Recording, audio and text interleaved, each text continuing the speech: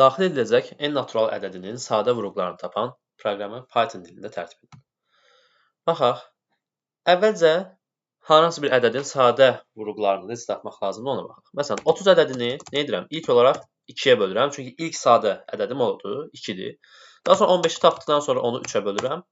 Daha sonra 5, 5-i də 5-ə bölüb 1-i tapıram və dayanıram. Sən başqa olsun 8 ədədi. 8 ədədini nə edirəm? 2-yə bölürəm, 4-ü tapıram. Sonra bu yenə 2-yə bölünə bildi. Yenə 2-yə bölürəm, 2-ni tapıram. Bir daha 2-yə bölüb 1-i tapıram.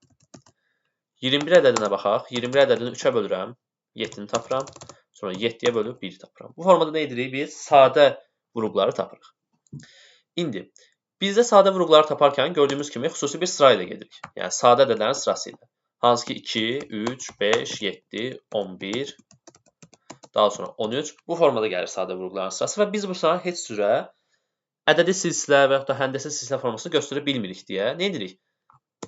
Natural ədədlərin sırası ilə gedirik elə. 2, 3, 4, 5, 6, 7. Bu formada gedirik. Hansına tam bölünürsə, yəni bölə biliriksə, artıq nə edərik? Onu həmin o vurğulara daxil edərik.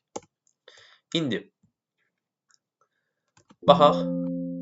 N bərabərdir int input vasitəsilə nə edirəm? N-i daxil edib tam ədədə çevirirəm. Daha sonra ilk sadə ədədim olan 2-ni m dəyişənində saxlayıram və dövrü başladıram. Dövrdən nəyə görə istifadə edirik? Çünki bizim bölmə prosesimiz təkrarlanır. Və 1-də dayanır deyə də şərti n böyükdür 1-dən asılı qoyuram. Yəni ki, əgər ki 1-dən böyükdürsə, yəni hələ 1-ə bərabər deyilsə, nə etsin? Dövrümüz davam etsin. Şərtdə də yazıram, n əgər ki m-ə tam bölünərsə, yəni n-in m-ə bölünməsi alınan qalıq 0-a bərabər olarsa, m-i çap etsin. Yəni həmin o vurğu bizə çap etsin. Daha sonra isə n-i m dəfə azaltsın. Çünki məsələn 30-u 2-yə böləndə necə ki 15 alıramsa, burada nə edəcəm? M-ə bölürəm ki, n azalsın.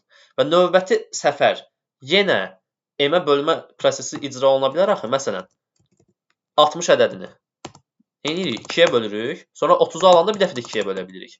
Ona görə əgər ki bölə biliriksə, m-i dəyişmirik. M olduğu kimi qalır. Amma yox, bölünmürsə, yəni artıq belə deyək də, həmin o ədəd, məsələn, 4-ə bölünmür. Nə edirəm?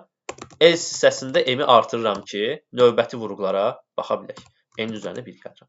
Bu qədər. Biz bu kod vasitəsilə hər hansı bir natural ədədin sadə vurğularını tapa bilirik.